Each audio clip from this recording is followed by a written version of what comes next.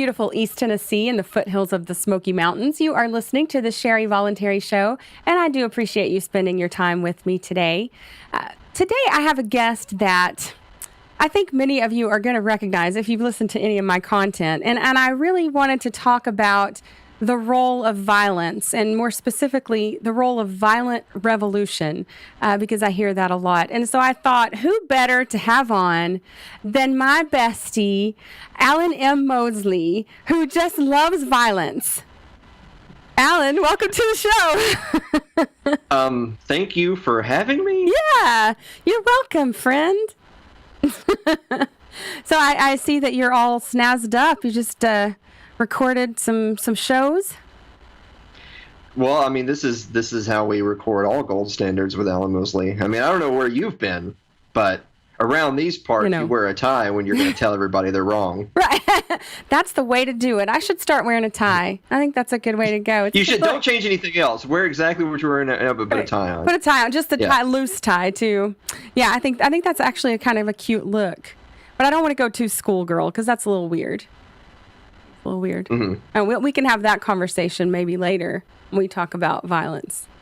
So what brought up this subject, and the reason I wanted to talk to you about it today is because yesterday I had sort of a run-in with a gentleman, will be nice, and one of the things that he really wanted me to agree with him on was the fact that the time for talking is over, and it's time for violent revolution. Of course, his ass isn't out there doing that, but he wants to criticize people like you and I who are just talking. So I thought that we could have a conversation about why that is such a terrible idea, and just go from there and see where the conversation leads us. You should do that. Yeah. You should go violently overthrow the United States government. Yeah, I think it'll work out for you. We're all watching. Get him, Bob. Yeah, get him. So, I one of the things that I always think is so interesting is that these people seem to be under the delusion. Anytime someone says it's time for a revolution, they're under the delusion that they're going to win. Right, that their side, they say it as if they're so sure that everyone who rises up when the bullets start flying is going to be on their side, and the outcomes are going to be exactly what they want them to be, which generally is more constitution, not freedom. So I wonder what your thoughts are on that particular idea. Well, so first of all, let's go back to the beginning of the time for talk is over. It's time to fight, right? And so you say that like it's some sort of universal truth that now that we'll all collectively know a time, like there'll be a signal for all of us to understand that that every infringement on your liberty up to that point wasn't worth fighting over. But at that moment, in perpetuity, theoretically, until your liberty or death, I guess. Now is the time to fight. And so you can kind of derail things right off the bat where you ask people, okay, like you can go through the list of all the things. Like, so every gun law before today, every drug law before today, all the licenses you have to have, you can't fish, you can't collect your rainwater, every cop murdering a random innocent person, all the foreign interventions, all the money spent, the Federal Reserve, the devaluation of the dollar, all of these things weren't worth fighting over. But it's at this moment, that we're all lock, stock, and two loaded barrels. Right. That's a pretty good movie. Right on its face. Yeah, right. I mean, right on its face, you can't have a conversation with someone that's in that mindset because they're making that decision for themselves based on, okay, I've had enough. But, okay, that's you. What about all the people who haven't had enough yet, who aren't going to help you? And maybe as a fun little exercise, what about all the people that had enough before you, and they're looking down their nose at you because you weren't there with them? Right. Yeah, I think that's a good point, is that something that I've heard people say before in libertarian circles is, even forced libertarianism is still force on people, right? We can't really force people to live the way we want, even if it's what we view as correct. So those people who are violent statists, who want to continue in the violent state, we can't force our freedom thinking on them. So I think that's an important thing to understand, and that secession really is probably like one of the best answers for that, and decentralizing that kind of power, competing governments, all those things, subsidiarity. But that violence is still violence. And so when do you think that violence becomes justified? Well, so let's move on. You've already kind of touched on it a little bit. Let's move to that second part of this equation of where we're just sort of hypothesizing of this violent revolution. So we're anarchists, you know. You and I are anarchists. But I mean, even if we're going to take on the moron minarchist crowd who are just statists, right? You know, even if you're going to combine those as libertarians, like, look, libertarians make up like less than 3% of the population on a good day. So why are you so keen on some sort of armed revolution that, okay, I'll give it to you. Like, let's just for the sake of argument saying, yeah, man, you're totally right. It's time to pick up arms. And let's also say for the sake of argument that you're totally on the side of the right and the just, and you're fighting evil at its core, and you are morally justified in doing what you're doing. I'll give you all of that. In what universe do you think you're going to succeed? Right. All right. In a world where socialists, like communism, killed 100 million people in the 20th century. Okay, communists outnumber libertarians right now in the United States, right this second, despite all the historical evidence, despite all the economic blunders, despite the starvation and the murder and the death. You are still outnumbered, and they're still a fringe group. Right. And that fringe group outnumbers your fringe group. Who are all of these patriots that you think are going to rise up with you? Right. Because I don't see them. I don't see them. I think that is such a great point, because, you know, when people, they talk about this like there's a united effort, we the people. And of course, you and I know there's no we the people. Like, that's utter and complete there's bullshit. That word, you know me, I hate that word. Yeah, we. And you know, it may be appropriate in some instances, but it's certainly not appropriate when you talk about a country of 300 million people. That's just not going to happen. And so once you do, the bullets start flying, and who's your ally and who's your enemy? I think that's one of the things that people don't consider, is that we don't all have, even as libertarians, certainly the people who want to go back to the Constitution that we see has actually either, like Lysander Spooner said, either been ineffective in stopping the problems, or it's been the problem itself and created them, that those people, we're not allies with them. We don't want that. We don't want another, you know, tyrannical government, centralized power setup. And what I also find so funny about that is that so often these people basically want peace through tyranny, right? They want to basically mold society in the way that they see fit, most of the time ultra conservative. And then they say, we're going to have freedom. We'll get back to the Constitution. But when you talk to them, you realize that they don't really, for one, understand what's in the Constitution and what's not. And also that they want freedom as it pertains to obedience. They want you to be free to obey their dictates rather than free like we would think. So I think that's another thing that people get confused about. Well, we can transition a little bit more into like the philosophical realm and talking about violence and the non-aggression principle, that sort of thing. We'll save the Constitution for the next point, because that's a whole other can of worms. So again, we'll presume you're on the side of right. We'll presume you're just in your actions. We're going to presume you don't actually make up like 0.5% of the population. Right. And there's a prayer that you could violently overthrow the state as you see it, and you can enact change. Because the violent revolution part, that topples the state that's before, but the violent that doesn't even get into the conversation of what comes next. Because yeah. I mean you can have endless violence, like it can just be Mad Max until there's no one left alive, or the violence eventually comes to an end, and then you're going to have something that comes after. So let's again presume that you're totally right. People rise up to help you. You know, we the enemy of my enemy and all that, and you're able to topple the state that supposedly has again reached that point where we've all mutually decided it's time to pick up and fight against it. Okay, so all right, so you've succeeded. Now here's where we're at. You now live in a world where you've proven that it's possible to use violence to enact that change. So let's ask ourselves two questions.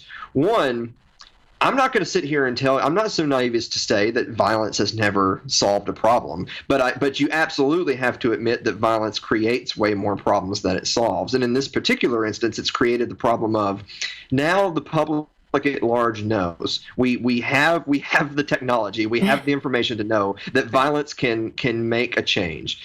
Now let's remind ourselves of all of those different special interests, all of those different philosophical groups, those political parties, all of those different organizations who significantly outnumber those who genuinely believe in liberty and what the consequences of liberty are.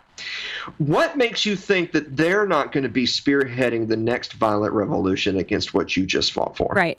Yeah, it certainly opens the door to make violence, pardon me, to make violence more of a legitimate answer, right? Because there is a place for violence. And like you said, violence does solve problems. Like there are things that are solved by violence. And sometimes, in my opinion, you're pushed to that. Like I would have to be pushed to violence, but if I'm pushed to that point, then it's going to be on, because I do believe that I have a right to protect myself, my property, my family, other people. So I think, even when other people are your property too. I mean, hey. Oh, I just knew you were the person for this conversation. I don't even know why I'm on this show. You neo-Confederates are going to drag me down with you. Yeah, I have been called that before, once or twice. But well, so because you had mentioned before a couple of times now talking about getting back to the Constitution. See, that's a perfect example that you and I, we say that jokingly, that there's these naive fools who think if we can just get back to the Constitution, that things will be better. Yeah. But in effect, that just shows you they're not woke. Like everyone's woke nowadays. They're not woke because they think. The same people who say get back to the Constitution are the same people who in principle are saying vote harder, get the right people in, because the wrong people corrupted things, but the right people wouldn't do that. Right. And as Milton Friedman used to say, where are these angels who are going to organize society for that? They outnumber you like 50-1.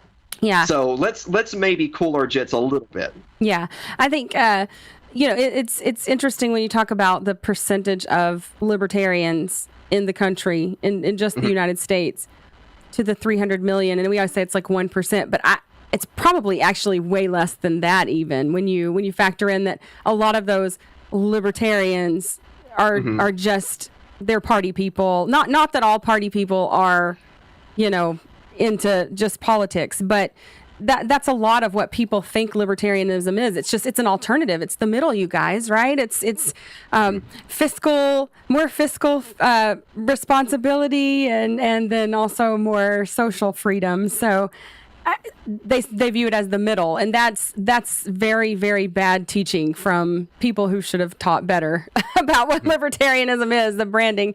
But we're not the middle, and we're not just some group that's going to be able to all of a sudden everybody's going to agree with our ideas and we're going to come out on top and there's going to be freedom and it's going to rain and candy for everyone. Like, it's not going to happen. Well, you've said that scary S word a couple of times. You said secession.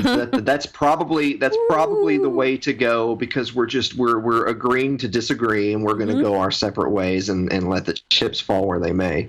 And of course, it is a scary word. I know right now there's already those people out there that'll say, "Well, we fought a war over this, and that proved what was right or wrong." Yeah. And to that point, I only play that devil's advocate because there's way more people who think that than who believe in secession or believe in liberty or libertarianism or anarchy or anything else. All I can say to those people is it just seems weird to me that your justification on whether or not you won an argument is that you killed the most people and won a war. Right. Like, that's your way of proving you're right. Right. Which in a roundabout way gets back to our topic of that's how you're going to prove right in this instance, is killing enough people to separate.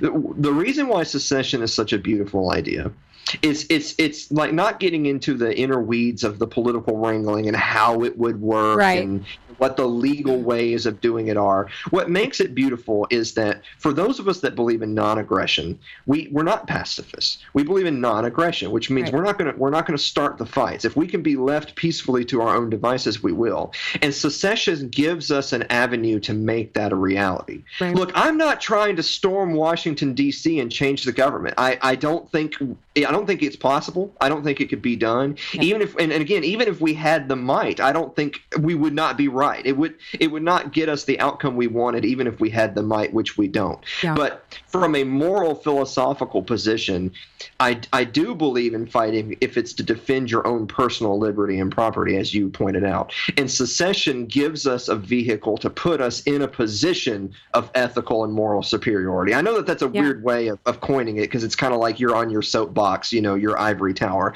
But it really is. I mean, no one's going to support the random merc running down the street gunning down people saying that, well, sorry, I got to kill them, they're in the way. Right. As opposed to the person who's firing from their own front door saying, leave me alone. Right. People are always just naturally going to have that instinct of, well, leave that guy alone, right? Yeah. And so it's important that we're stressing to the big L and the little L and everyone in between. It's really important to stress that we want to maintain that position.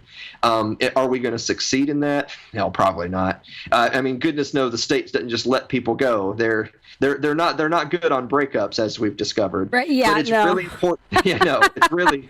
We just passed Valentine's Day. That's not the boyfriend you want. Yeah. But no. It's really important that we maintain that position. And that means, even though sometimes it's not conversationally or socially or politically tenable, that means you have to defend the right of secession. Yeah, absolutely. And I think it's really important for people to think about before they start calling for violence, because it's the ultimate ending. It's the thing you shouldn't want to be pushed to.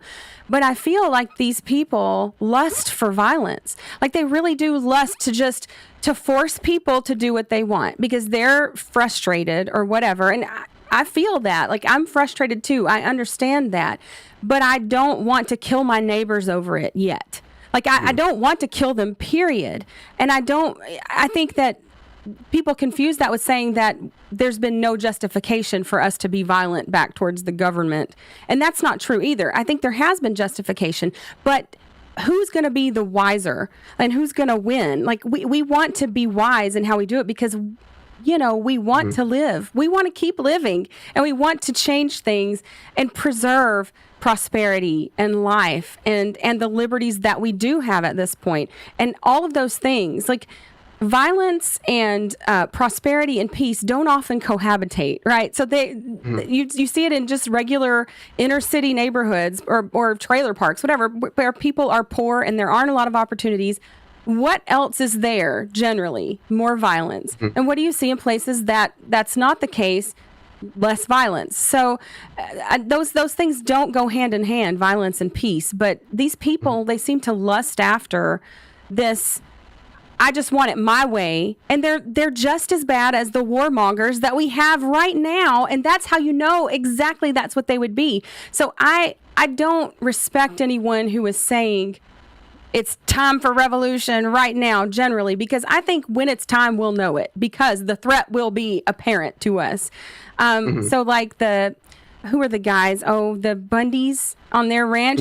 They did the right thing. I think they were absolutely 100% right. And it was their time and they knew it. And if that would have been the kickoff point, then so be it. But I don't want it to come to that. I love the fact that they backed those bastards down when they got there with their military insignia. And they're not necessarily in our camp, the Bundys, but they're flying their American flag, and they're facing off American troops. And I thought that was a beautiful thing, just that they said, fuck it, it's time. The rubber is meeting the road, right? It's time to do this. And if we're not going to do it now, then when? Are we just going to roll over? And so I respect that. And I think that people underestimate how hard it is to kill another human. They think, and especially one that comes from where you come from and that looks like you do, like that makes it even harder.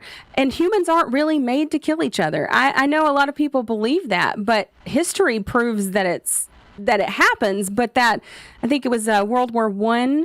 You probably know better, being a historian, where they figured out that the soldiers weren't aiming at the enemy because they didn't want to kill them.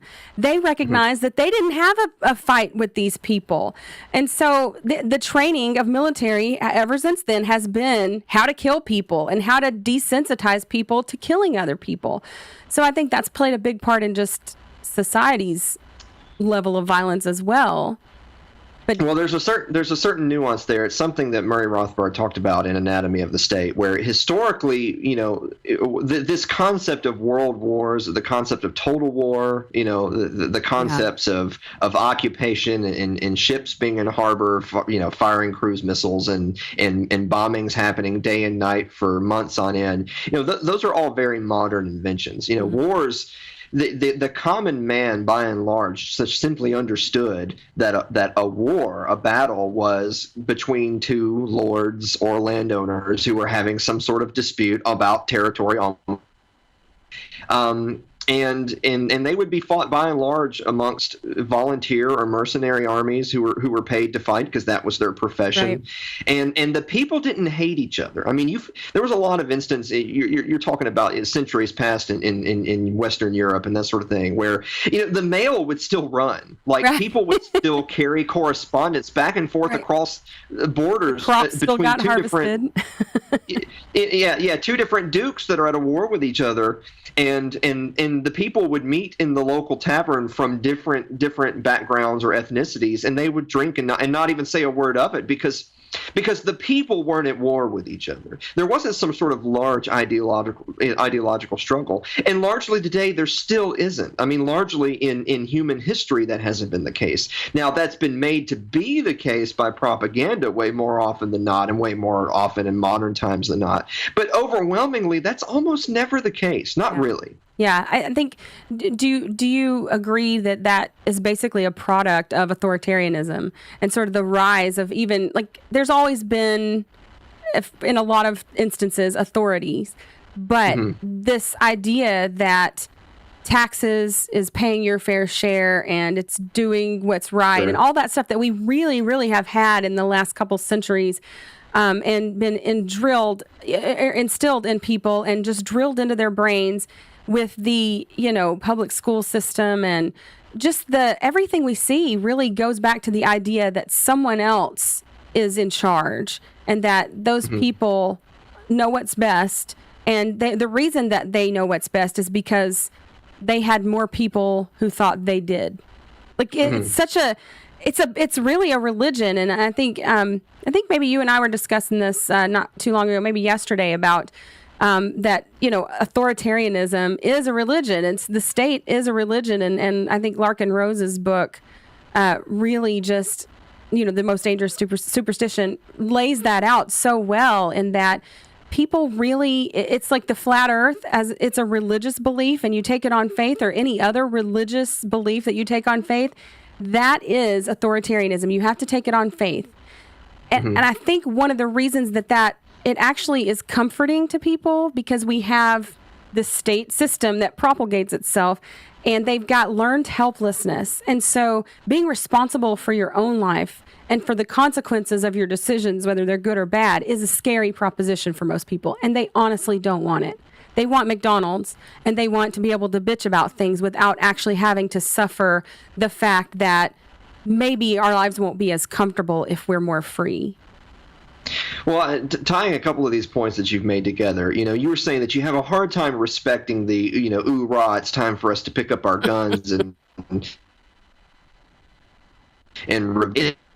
as that even though on some surface issues they may agree with some of the things that we believe in, but they're not interested in liberty. I mean, not really. They still are perfectly fine with the state and with the government as it functions, just just functioning under a different leadership. That's really, they're not looking to dismantle the state. They don't want to burn DC to the ground. They just want to get the people in DC out and put some new ones in. Right. And I mean, frankly, if that's all that you're about, then hell, just go join the GOP or just join the Democrats. I mean, you're just another cog in the wheel. You're just doing it a different way. Yeah. And tying that into just the sheer numbers that are involved when you're talking about state violence versus just some random madman who want to control this herd of goats or that stream. When you're thinking of starvation or possibly orchestrated, when you're thinking of Stalinist Russia or thinking of the DPRK, North Korea, those things are only possible because of the state control. And the state control is only possible because so many people respect its authority. Right. Now, I'm all for this guy who says it's time to fight back. If that means he's lost respect for the state's authority, then maybe we have somewhere to work. But the fact that he wants to throw the bums out but put other people in shows me that it was never about the state's authority. Right. He just doesn't like Obama's authority, right? Like he's mad that Obama did this, or he's mad that Trump did that. That's all he's really upset about. And the fact that you can point all your ire at just one man or one regime or one administration, depending on what type of government you're talking about. I mean, don't get me wrong. There's a lot of evil ones out there, and all the aforementioned ones belong on the list. But the fact that that's where all your ire is, you think of the people, your textbook example of, well, I'm for limited government, so I'm a Republican. You say, well, I mean, the Republicans have like doubled the national debt. Well, I didn't hear you complaining when Obama did it. It's like, okay, so you've already told me that you have no principles. And so again, this conversation's over. Right. You weren't around when I was saying something. So therefore, it's like you're supposed to list every single person that you've ever opposed in this area because it's such a ridiculous thing to even say. But I think one of the things that you were basically saying is that the people who want this, who call for this, most of the time they're on the right, at least when we talk to them. But, you have Antifa, which certainly would love to have a violent revolution as well, those types of radicals. And really, all that is it's their own violent brand of social engineering. Like, that's really what it is, because they don't actually want to say, okay, we're gonna overthrow these guys, and then we're gonna back the fuck off and leave you alone. Like, you're gonna be okay to have whatever you want and do whatever you want. No, they want to get back to the Constitution or worse, some kind of commie, thing. And so they really just want, it's like I always say, they're all SJWs.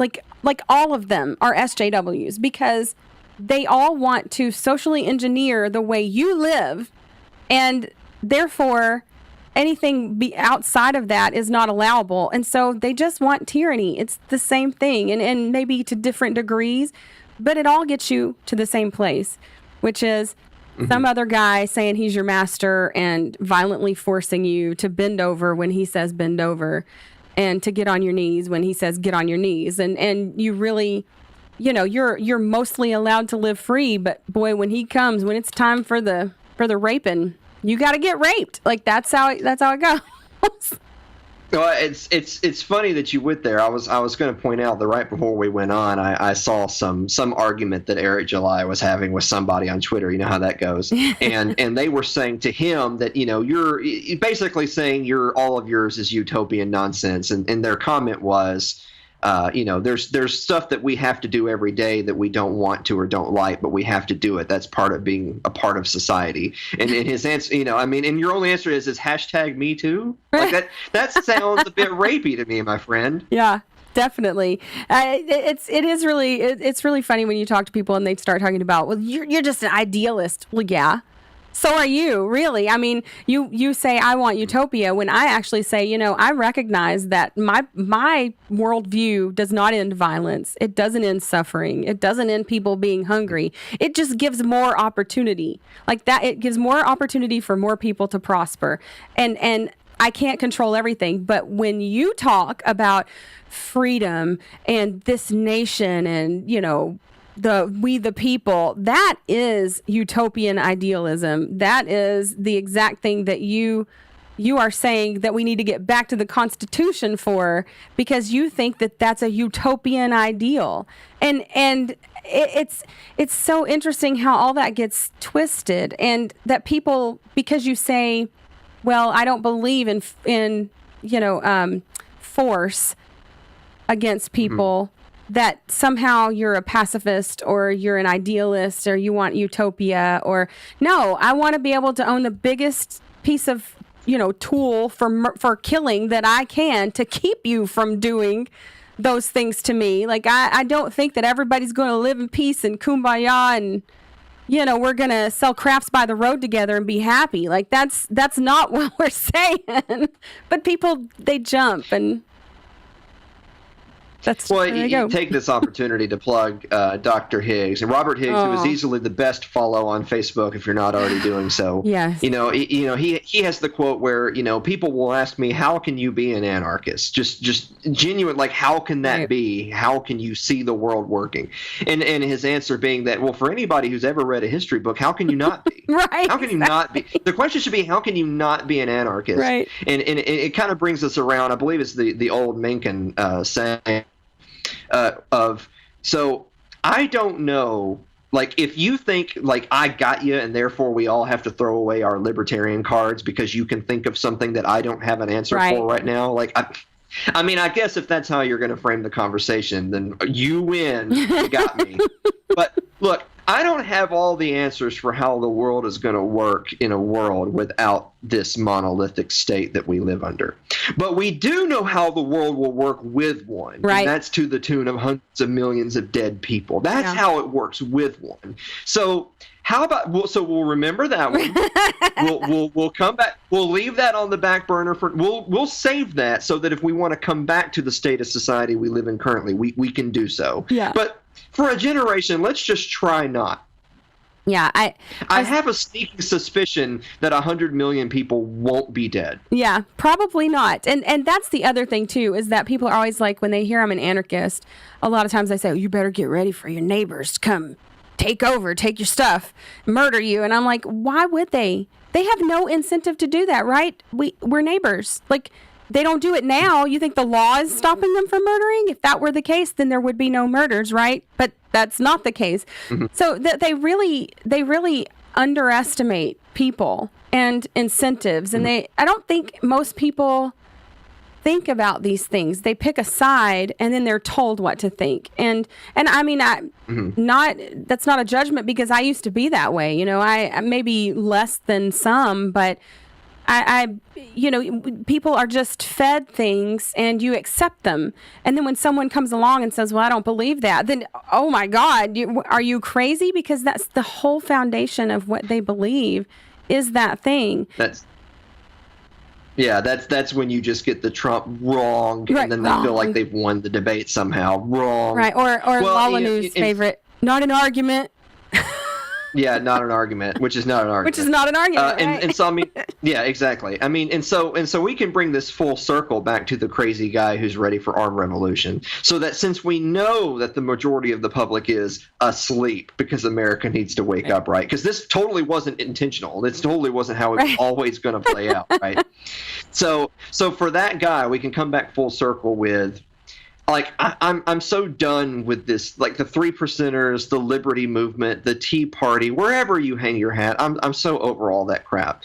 Okay, here's what you do. You make as much money as you can. You take as good a care of your loved ones as you possibly can, and you divorce yourself from the state as much as possible. That's probably as good of a life as you're going to live in a generation in your lifetime. Yeah. And you try to educate your children as best they can, to set them up to be as successful as you can. And you can think to yourself, well, we've been doing that, right? And things just keep getting worse and worse. It's that, well, yeah, but you don't have the kind of control that you think you do.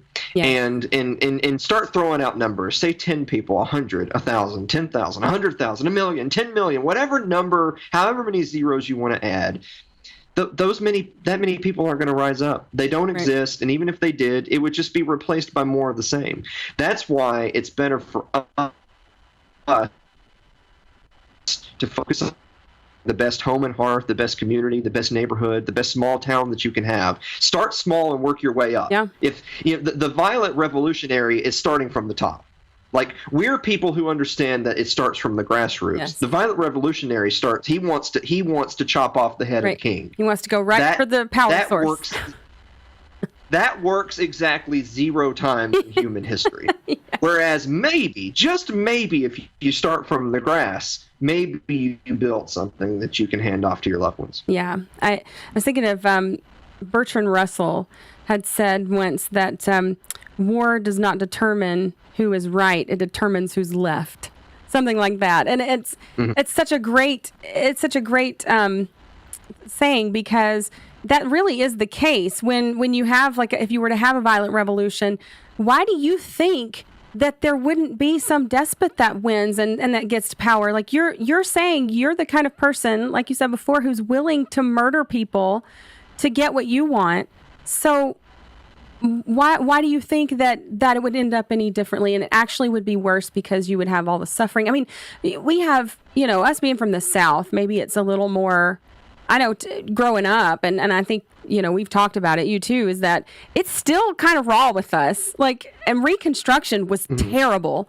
Like, slavery was terrible, but so was Reconstruction. Like, there's some really, really just terrible things that having that in our where we live now, there's still repercussions from that. And I think one of them is, oddly enough, every flag-waving, boot-licking, blue-backing Bubba that drives around with the "Don't Tread on Me" and American flag and thin blue line flag sticker on their truck, their monster truck. Every one of those people is suffering from a Stockholm syndrome that's generational. Like, I really believe that. And it might sound strange to people outside the South, but when you talk to these people, there's such a pride in being Southern and a pride in the Confederacy in a lot of instances, and yet also this, just unflinching loyalty to the state. It is a strange combination. And they don't, when you try and talk to, it's like a burn victim. If you get burnt and you go to touch it, it's you can't take any touch. And it's sort of almost the same thing. They can't take any questioning of their facade of the authority is right, because it's been beaten into them over years. And I'm sure that many things can be said about other parts of the country and their history, but I happen to know about this one the most. So I think it's a really sad commentary on what happens in the aftermath, even generations later, and that those people who were violently abused after the war are now the biggest backers of that system that violently abused them. It's terrible. Well, everybody's heard the phrase of power corrupts and absolute power corrupts absolutely. I've heard it argued recently that it's not so much the power as it is that it's a magnet. It's power in of itself isn't the problem, but power is a magnet for the absolute worst elements of society. Like, look, your average politician, your typical world leader, those people didn't get to where they were by being saints. I mean, let's just call a spade a spade. And so again, the onus is on us. If we know that we're not going to win the arguments in the sense of we're not going to convince 51% of the population to become radical libertarians, that's just not going to happen. Right. But what we can do, we can convince 51% of our home, the people who live in our house, to maybe become radical libertarians. Yeah. You can apply those principles to your everyday life, and you can live by them because they're principles. And it's a really good point to make the point here at the end that's why we talk about libertarianism, the philosophy, not libertarian, the party, the political organization. This is not a political movement. It's not. Yeah. And it never will be. And if you think it is, you will fail. Right. That's what's going to happen. Now, that doesn't mean, well, I tried my best, therefore, Johnny, get your gun. That's not what that means. What that means is that you have to keep the focus on yourself and then in small expanding circles around you. There's so much that can be done. And also keeping in mind, too, like, That we're the entitled, like, yeah, I don't want to get into a big thing about entitlement, but seriously though, we're the entitled folks living in the United States of America in 2019. Right. Boy, life is so terrible. bad. Right. Yeah, we're not having to spend 90% of our existence and watch half of our kids die so we can have enough farm hands to grow enough food to survive the winter. So since that's probably not how you live, let's cool the violent revolution talk for at least a little while and just focus on growing some wealth and having a nice home and retiring at a reasonable age and that sort of thing. Like, because I'll tell you what, whereas your violent revolution almost certainly won't work, the world absolutely is. There's plenty of things we don't like, but you can absolutely live a successful, fulfilled life in this world. Yeah. Generations before us had things a whole lot worse than we have now. Does that mean you can't complain? Of course not. Does that mean you can't strive for positive change? Of course not. But again, I just really wanting to nail the point. I bet it's a very short list of examples of people getting together, throwing the king out of the castle, chopping his head off, and everything was hunky-dory for a millennia hence. Bet you won't find many examples.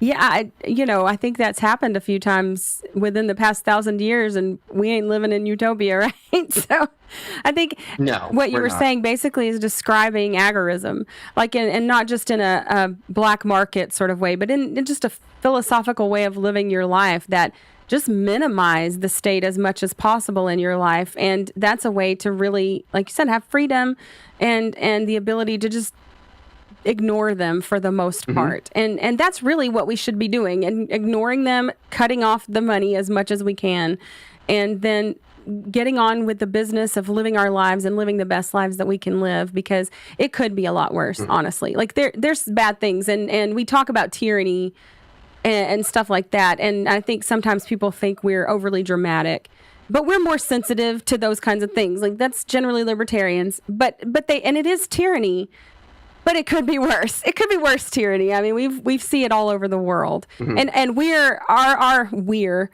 our country, this country, the United States, is the facilitator of that tyranny in most of the world. So I think that is something we have to take into account too. But it's an interesting discussion, my friend. I appreciate you coming on with me. I know it would be good, and you'd have some great points to add. And I just want people to back down the violent rhetoric, because it doesn't help. And I think it relieves stress, right? It's like a pressure release, and I get that. And I mean, as well as anyone, I've got a temper, and I like whatever. I've got to release that. I know, right? I'm just a meek and mild person, lady, Miss Sherry. But yeah, I don't want to escalate things that don't need to be escalated, because my kids will pay the price for that, and I don't want that. Like, I don't want that for them. So I think we'll leave it there, guys. Alan, tell us what you got coming up. I know you got some cool things on the Gold Standard coming up, so... We're in this weird place right now where we're a couple of episodes ahead, and now I'm starting to lose track of what episodes will debut on what day, and what interviews are coming up that actually won't debut for like 3 or 4 weeks. So the short answer is I have no idea what's coming up on the Gold Standard. Okay. The long answer is we just had Walter Block, and then we had Gene Epstein, and then we're going to be debuting the 50th episode, which was a live episode with some people on the program that you will recognize. And then as we close out February and go into March, we're going to have a couple of other really cool content creators, some old guests that are going to be making repeat appearances on the show who've been on the program before. And then next month we have, I don't want to use the word celebritarian. One of them's not necessarily a libertarian, and the other one, that phrase denigrates him. But we've got some very famous people coming on the program next month. And I want to just say really quick, a fan of ours messaged us the other day and said, how are you getting these people on your show? And my first answer was, asking. I don't know. Yeah, shrugs was my first answer. My second answer was, so everybody at home, if you're thinking about writing articles or hosting a program. So the first thing you do is don't do that and just give us your money. That's the first thing. Yes. The second thing is if you're going to do that and you're trying to build a contact list of all of these people that you admire, here's what you do. Are you ready? Ask them. Right. Yeah, it's true. You will be amazed. You will be amazed the kind of ground you can cover if you are articulate but kind, not pompous, right, and you show interest in talking to people. Professional. That helps. This has been a really warm and fuzzy appearance for me on your program. People that know me are like, "That's not Alan. That doesn't make any sense." I'm actually going to leave this show and go do my show where I'm going to call for a violent revolution. Right, exactly. And the underlying rage, it's always there, and it's less there today, which is really interesting. Things must be going really well for you. Well, I'm working on it. I'm trying to, So I know, and too, that you have a question that you generally ask your guests before they leave your show, and that is a hot dog a sandwich? Well, no, that's the old question. Yes, that's what I was going to say. I think you've retired that, and now you have a new question. So have you already asked this question so far? You asked it to Walter Clark. I just asked Jim Bovard. So if you've never appeared on the show, you're going to be asked as a hot dog a sandwich. That's still the question if you've never been asked it before. But if you've already answered that question, then you get the follow-up, which is, new one. Is cereal a soup? Very good question. And I think it is. I think maybe we agree on this one. The episode won't be out. The episode won't be out for a week or two, but I am going to say Bovard left us wanting. Really? His answer was unsatisfying. And we will debate this in the public sphere. Wow, that's so unlike him to leave people wanting. Like, I love him. Yeah. I seriously love Jim Bovard. He is such a just fantastic person. And, I mean, his work is amazing, but he's just a great person. And so I look forward to seeing that. But thank you so much for coming on our show. Thank you for being my friend. Travel down the road and back again. My friend. Huh? Everybody will be able to see that episode with Bovard and episodes of The Gold Standard featuring Sherry Voluntary if they just go to our website, which is thegoldstandardpodcast.com. Yeah, that bitch is kind of neat. I don't like her that much, but she's okay. Wow. All right, guys. Well, that's it for us. Check out our other show, too, which is Postcards from Somalia. This is nothing compared to that as far as irreverent humor. Like, it's just me and Alan being mean. So that's our real, true nature, our state. So it's just us being mean and cap neckbeard types. So maybe not neckbeards. Sort of. Yeah. And then, of course... No, we're not. We're making fun of them. Yeah, while being them. Sort of. And then, of course, we have Little L Productions. I know, well, since I've, gotten a little older, I do get a few little hairs, but not quite a beard yet. We have Little L Productions. I can just hear your subscribers just evaporating before our eyes. We just came for the bobs. No, but so Little L Productions that we do with our wonderful friend Mike Meharry, who does many, many things. But on our network, he does Godarchy, which is, I think, the best Christian anarchist podcast ever. And he does a great job, and everyone should listen to it because there's a bunch of crazy Christians out there who are ultra authoritarians, and he breaks that stuff down. So, and then I think that's all of them, right? That's all our shows that we got going, and they're good stuff. So people should check it out. Yeah. Totally don't mention sports ball. Don't do that. We had talked about it before, so I forgot. I'm sorry. I do apologize. Sports ball, it is, like, I don't even really care for sports. And it's a good show. Like, I have listened to it before and chuckled at jokes that I really don't even wholly understand. And then also, if people like to bet, you're the guy. Like, how much did you figure if someone had taken all your bets that would going to be? It was a few $1,000s, right? They'd spend $100. So I had a weekly column that was Alan's Sunken Cost Money Pit, and if you had bet $100 on all my picks for the entire college football season, you would have won about a little under $12,000. I mean, that's nothing to sneeze at, especially for us podcasters, trying to make it. But unless of course Unless, of course, gambling is not legal in your state, then you would have won $0, and may God have mercy on your soul. Yeah, because you would follow the law. Yeah.